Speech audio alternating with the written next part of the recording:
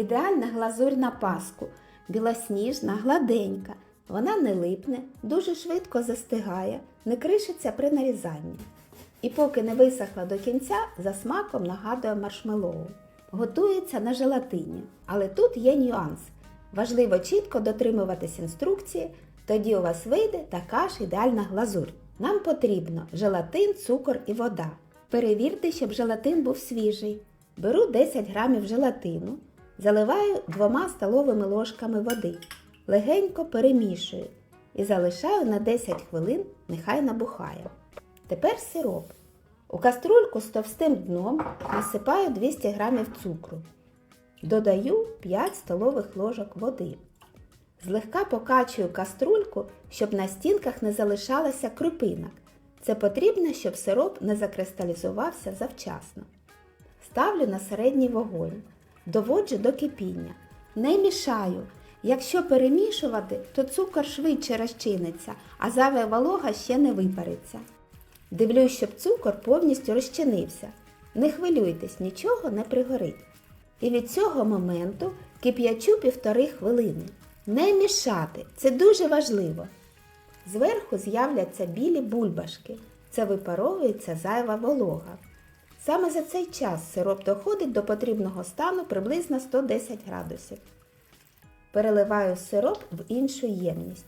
За технологією його потрібно трохи охолодити до 70-80 градусів. Якщо немає термометра, орієнтуємось на консистенцію. З лопатки мають стікати такі в'язкі тягучі краплі. Поки я переливала, сироп якраз трохи охолов. Додаю набухший желатин і добре перемішую до повного розчинення. За бажанням можна додати ароматизатор або трішки лимонної кислоти, буквально чверть чайної ложки. Вмикаю міксер на повну швидкість і дивіться, що відбувається. Маса поступово світлішає, стає білою, пишною. У мене потужний міксер, я збивала приблизно 2 хвилини. У вас це може бути 3-4 хвилини. Чим довше збиваємо, тим густіше стає глазур. Орієнтуйтесь не на час, а на текстуру.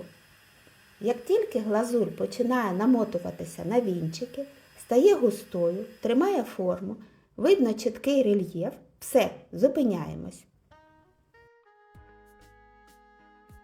І тут важливий момент. З цією глазур'ю потрібно працювати дуже швидко. Вона схоплюється буквально на очах. Тому заздалегідь підготуйте посипки, декор, щоб не метушитися потім. Наносимо глазурь на повністю охолоджені паски. Я просто вмочую верхівку в глазурь, трохи підрівнюю лопаткою, прикрашаю подрібненими цукатами. Якщо раптом глазурь загусла, не панікуємо. Просто трохи підігрійте її на водяній бані, і вона знову стане робочою. Цієї кількості глазурі мені вистачило на 4 паски діаметром 13 см. І ще трошки залишилось. Подивіться, як швидко вона густіє. І ще покажу різницю. Ліва паска – це я покривала останньою. Глазурь вже була густіша і патьоків майже немає. А права – перша. Тут глазурь ще гаряча, більш рідка і сильніше стікає. Через 15 хвилин глазурь вже повністю схопилася, не липне, але всередині ще м'яка. Через 1,5 години вже не мажеться. Через 2 години паску можна спокійно різати. Глазурь не осипається.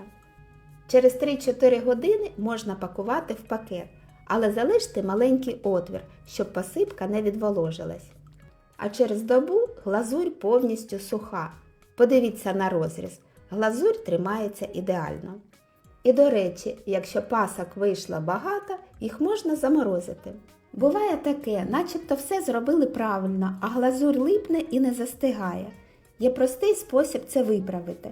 Поставте паски в духовку, увімкніть конвекцію, виставте мінімальну температуру близько 30 градусів і залиште дверцята злегка прочиненими. Через приблизно півгодини глазурь перестане липнути.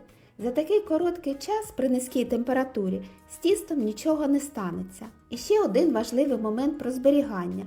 Після духовки не поспішайте одразу пакувати паски в пакети. Дайте їм повністю охолонути при кімнатній температурі. Інакше всередині пакету утвориться конденсат і глазурь знову зволожиться. Трохи терпіння і все буде ідеально. Ось начебто все розказала. Дякую вам за перегляд, за вподобайки, за коментарі, за підписку. Хай у вас все вдається і завжди буде смачно!